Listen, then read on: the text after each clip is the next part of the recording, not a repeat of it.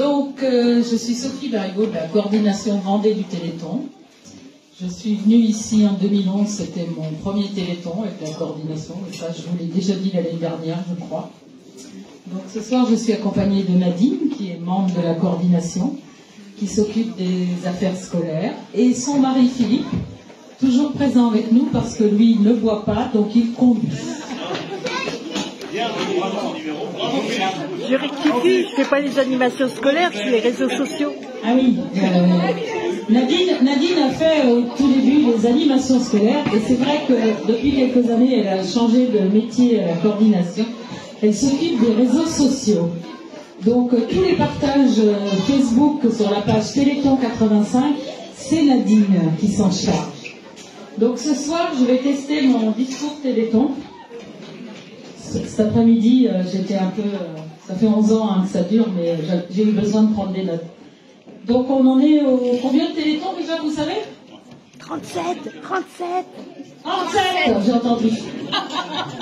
37, bravo, pas loin. 37 Téléthons.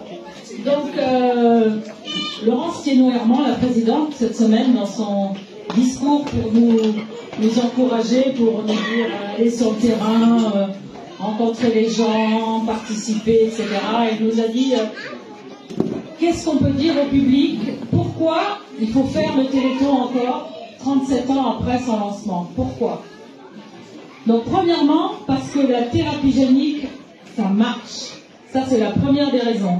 On a sur les affiches le petit Ibrahima, je ne sais pas si vous l'avez mis là, il a 2 ans et demi, il a été traité contre l'amyotrophie spinale très tôt, puisque le candidat médicament, c'était 2020 l'autorisation. Il a été traité très tôt, et aujourd'hui, le gamin, il marche, il court. On a eu le petit Jules qui a été traité aussi, mais lui, il était un peu plus vieux, et il marche aussi.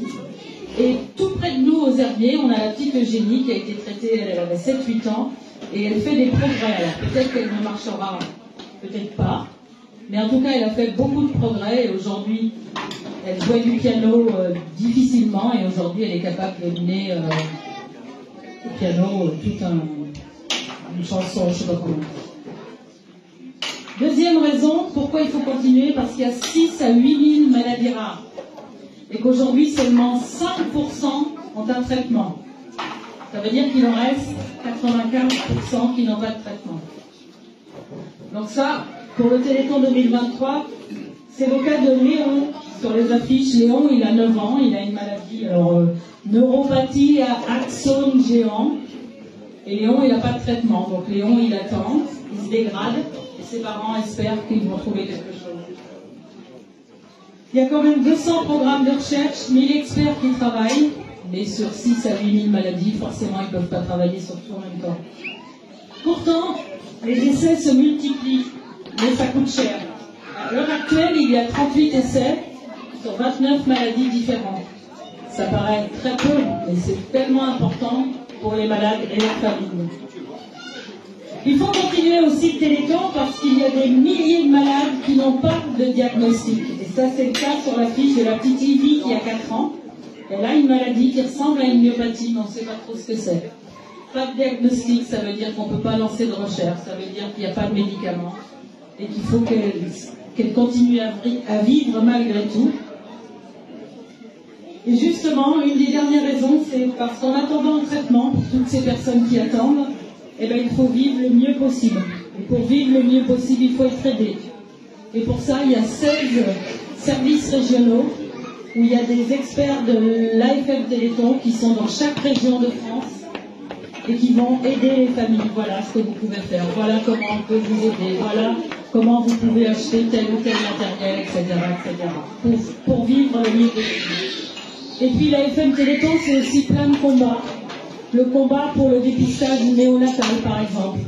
L'année dernière, ceux qui étaient là, il y avait un match de foot l'année dernière, et j'avais dit que la Pologne dépistait 16 maladies. La France en était qu'à 7. Dans quelques mois, années, la France va passer à 20, comme l'Italie, comme l'Allemagne, comme les Pays-Bas. Aux États-Unis, ils sont quand même à 65 maladies.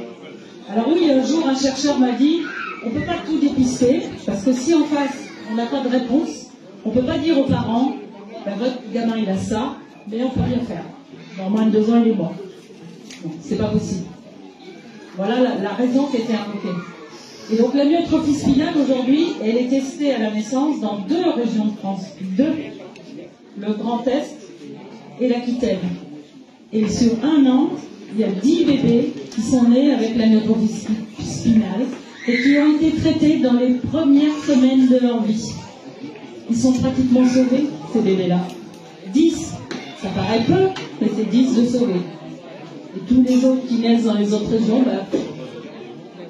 Donc la FM se bat aussi pour ça, pour que ce dépistage ait lieu pour tous, partout. Voilà. Bon, j'ai rien oublié. Donc merci à tous ceux qui participent, merci aux bénévoles qui chaque année, depuis longtemps, mettent ceci en place, à ceux qui viennent consommer, qui prennent des repas à domicile, à tout le monde, quoi. Tous ceux qui participent, c'est formidable. Et nous, coordination, ben, on visite toutes les manifestations, on voit plein de choses, et le reste de l'année, ben, on n'est pas à ça couler douce, on partage ce qu'on voit avec d'autres communes, avec d'autres départements, et même une fois par an avec toute la France, puisqu'on est invité au niveau national à aller partager les réussites, les succès, tout ce qu'on voit sur nos communes. Alors bravo et merci à tous. Merci.